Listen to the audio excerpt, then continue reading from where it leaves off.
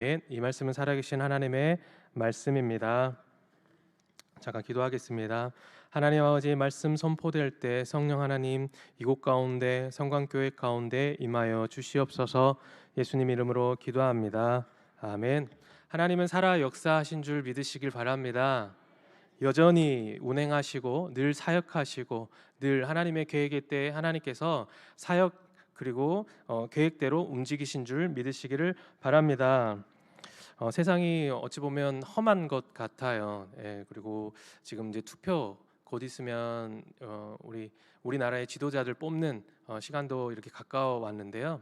우리 말씀 한 구절 한번 제가 읽어보도록 하겠습니다. 어찌하여 이방 나라들이 분노하며 민족들이 헛된 일을 꾸미는가?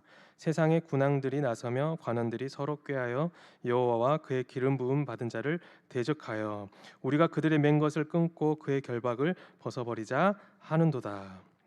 지금 세상의 나라들이, 세상의 지도자들이 하나님의 나라를 비웃고 조롱하는 일들이 그 시대에 있었고 이 시대에도 있는 것 같습니다. 근데 4절에 시편 2절이거든요. 2장이거든요. 2편인데 4절에 하늘에 계신 이가 웃으심이여, 그리고 주께서 그들을 비웃으시리로다. 아멘. 하나님께서는 역사하신 줄 믿으시길 바랍니다. 누가복음 3장 오늘 본문 말씀인데요. 지금 누가는 누가복음을 열 때, 펼칠 때 사무엘 시대와 이렇게 매칭을 많이 하는 모습들이 있는 것 같습니다. 지금 사무엘 시대는 어떤 시대냐? 사사 시대. 따라해보세요. 사사 시대. 사무엘 시대는 사사 시대인데, 이 사사 시대는 왕이 없으므로 각각 자기 소견에 옳은 대로 행한, 그리하여 서로 자기가 왕 노릇하면서 힘이 군림하는 시대인 겁니다. 서로 하나님을 알지 못해서 심지어 제사장조차도, 레위인조차도 하나님의 크고 기쁘신 그 뜻을 제대로 알지 못해서 서로 자기가 왕 돼가지고 자기 힘대로, 자신의 논리대로 세상을 살아가는 그 시대가 사사 시대입니다. 하나님께서 얼마나 한탄하셨을까요? 그 사무엘의 그 시대에 사무엘상 3장 1절에는 이렇게 이야기합니다. 이 사무엘이 엘리 앞에서 여호와를 섬길 때 여호와의 말씀이 희귀하여 이상이 흔히 보이지 않더라. 하나님의 말씀, 다른 말로 하나님의 음성, 오늘 본문의 제목이거든요. 하나님의 음성이 희귀하답니다. 하나님께서 우리에게 들려주시는 그 음성이 희귀하고 이상이 보이지 않는 그 시대에 사무엘이 살고 있는데요. 심지어는 하나님을 믿는 그 제사장의 아들들까지, 제사장들까지도 이러한 죄가 있는데 한번 읽어보도록 할까요? 우리 2장 12절입니다. 한번 띄워주시고요. 2장 12절, 사무엘상 2장 12절 한번 찾아보시길 바랍니다. 한번 읽어보도록 하겠습니다. 엘리의 아들들이 얼마나 이런저런 하나님의 마음을 아프게 했는지. 12절 시작. 엘리의 아들들은 행실이 나빠 여호와를 알지 못하였더라. 우선 여호와의 아들들은 행실이 나빠서 하나님을 몰랐다. 17절입니다. 넘겨보시고 시작. 이 소년들의 죄가 여호와 앞에 심히 크면 그들이 여호와의 제사를 멸시함이었더라. 엘리의 아들들이 제사를 멸시했고요. 21절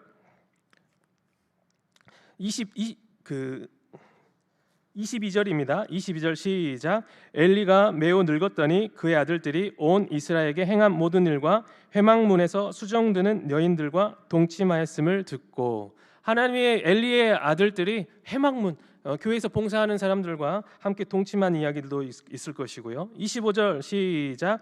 사람이 사람에게 범죄하면 하나님이 심판하시려니와 만일 사람이 여호와께 범죄하면 누가 그를 위하여 강구하겠느냐 하되 그들이 자기 아버지의 말을 듣지 아니하였으니 이는 여호와께서 그들을 죽이기로 뜻하셨음이더라. 우선 엘리의 아들들의 죄를 보고 그의 아버지가 얘기했는데, 아버지의 말을 듣지 않는 세대, 그게 바로 사무엘의 세대, 사사 시대라는 것입니다. 정말 하나님의 음성, 하나님의 말씀이 희귀한 시대입니다.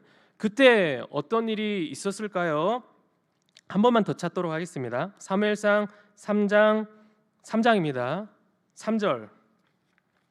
3절입니다. 찾으셨습니까? 읽겠습니다. 시작.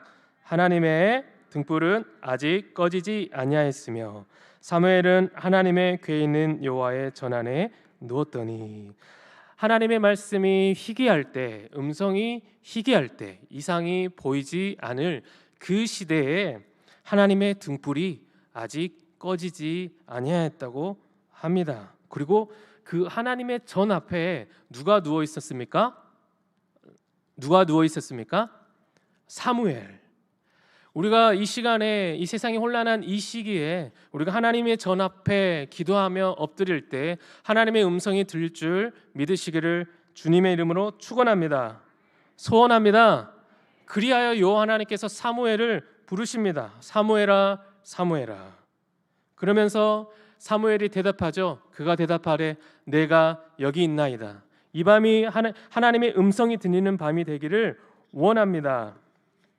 본문도 마찬가지입니다. 우리 누가는 아까 말씀드렸던 것처럼 사무엘의 시대와 매칭을 많이 시키는데요. 3장, 누가복음 3장으로 다시 돌아와서 본다면 보니까 여러 이름들, 우리가 흔히 듣지 못한 이름들, 그리고 직분들이 나옵니다. 보니까 디베로 1절을 보니 디베로 황제가 통치한 지 15해, 그리고 본디오 빌라도 좀 들어봤지 않습니까? 유대의 총독, 그리고 헤롯도 들어봤지요? 갈릴리의 분봉왕, 그의 동생 빌립, 이두레와 드라고니 지방의 분봉왕, 그리고 루사니아가 아빌리네의 분봉왕. 그리고 2절에 보니 또 사람 이름이 등장합니다. 안나스, 가야바가 대제사장으로 있을 때에 이 시대를 누가가 펼칩니다. 이 시대가 어떤 시대인가 펼칩니다. 다른 이야기 하나도 없거든요. 그냥 사람 이름만 나열했을 뿐인데 이 누가복음을 읽는 독자들은 이 시대가 이런 시대구나라고 단번에 알 수 있습니다. 우선 로마의 황제 디베로 황제가 통치한 지 15년 동안 통치했는데 그에게 하나님의 말씀이 임했다, 임하지 아니했다? 임했다는 말씀이 없습니다. 그리고 본디오 빌라도가 유대의 총독으로 다스리고 있는 그 시대, 하나님의 음성이 들렸다 안 들렸다? 그에게 들리지 않았습니다. 그리고 헤롯이 갈릴리 분봉왕으로, 갈릴리 윗지방이지 않습니까? 분봉왕으로 통치하고 있는데 헤롯에게 하나님의 음성이 들렸다 안 들렸다? 들리지 않았다. 그리고 또한 2절에 있는 심지어는 대제사장들, 안나스와 가야바가 통치하던 이스라엘 유대 민족들에게 그 종교의 지도자들, 종교심으로 통치하던 안나와 가야바에게 하나님의 음성과 말씀이 들렸다 안 들렸다? 들리지 않았다. 안 들렸다는 것입니다. 그들은 이 시대에 현존하는 최고의 직분을 가진 자들, 누구는 로마의 황제, 누구는 유대 땅을 다스리는 총독, 누구는 갈릴리의 왕, 또 누구는 종교의 가장 큰 직분을 가진 대제사장, 큰 직분을 가진 권력을 휘두르는 큰 힘의 논리로 권력을 휘두르는 사람들에게 하나님의 말씀이 임했다, 임하지 않았다? 임하지 않았다. 임했다라는 말씀이 없습니다. 그렇다면 그 시대에 하나님의 말씀은 어디로, 하나님의 말씀은 어디에 임하셨을까요? 3절입니다. 읽어보도록 하겠습니다. 2절입니다. 읽어보겠습니다. 시작. 안나스와 가야바가 대제사장으로 있을 때에 하나님의 말씀이 빈들에서 요한에게 임한지라. 할렐루야. 디베르 황제가 15년째 통치했다고 하지만 하나님이 임했다는 말씀 없고, 갈리의 분봉왕이 통치했다고 하지만 말씀이 임했다는 말씀 없고, 유대야 총독으로 활동했다고 하지만 하나님의 말씀이 임했다는 말씀 없고, 심지어는 대제사장으로 임했지만 하나님의 말씀이 임했다라고 하지 않냐고, 오히려 힘도 없고 영향력도 없고 희망도 없을 것 같은 그 장소, 어느 장소입니까? 빈들에. 어떤 고위직도 아니에요. 어떤 그 화려한 그런 의자도 아니라는 것입니다. 빈들에 요 하나님의 말씀이 임한 줄 믿으시길 바랍니다. 그렇다면 힘이 있는 곳이라고, 여러분이 힘이 있다고 하나님의 음성을 듣는 것이 아닙니다. 내가 권력이 있는 사람이라고 하나님의 음성을 들을 수 있다는 것도 아니라는 것이에요. 내가 영향력이 있기 때문에 하나님의 말씀이 나에게 임했다? 내가 영향력이 있는 사람이고 하나님께서 나에게 복을 주셨다? 아니라는 것입니다. 오히려 하나님의 말씀이 임한 자에게 하늘의 영향력이 있는 줄을 믿으시길 바랍니다. 하늘의 언어와 세상의 언어는 다른데, 세상 사람들은 힘이 있고 권력이 있고 높은 직급이 있어야 그가 영향력 있고 힘이 있고 능력이 있고 무엇인가 베푼다고 생각할지 모르지만, 하나님의 논리, 하늘의 논리에서는 하나님의 말씀이 임한 자들이, 하나님 말씀을 듣는 자들이 하늘의 영향력을 펼칠 줄 믿습니다. 그걸 보고 두 글자로 얘기하는데 권세라고 하는 겁니다. 우리가 이 시대에 2022년에 하늘의 권세를 가지고 떵떵거리며 하나님의 말씀을 선포하며 살아갈 줄 믿습니다. 소원합니다. 성경은 먼저 그의 나라와 그의 의를 구하라 라고 이야기하지요. 우리가 영향력이 있는 사람이 되기 위해서 노력하지 않겠습니까? 많은 돈을 벌기 위해서 노력하지 않겠습니까? 승진을 위해서 달려가지 않겠습니까? 하지만 무엇보다 우리가 해야 될 것, 2022년에 그의 나라와 그의 의를 먼저 구하는 것입니다. 내가 높은 직급 있다고 영향이 있는 사람이 아니라 하나님의 말씀을, 내가 하나님 말씀 음성을 듣고 하나님 말씀을 들을 때 하늘의 권세가 있는 것처럼, 내가 돈이 많더라도 영향력이 있더라도 먼저 해야 될 것은 내가 이 시간에 하나님의 음성을 들어야 됩니다. 승리를 위해 달려가기 전에 하나님께 먼저 멈춰서서 무릎을 꿇을 줄 알아야 된다는 것입니다. 그리하면 이 모든 것을 더해 줄 줄 믿습니다.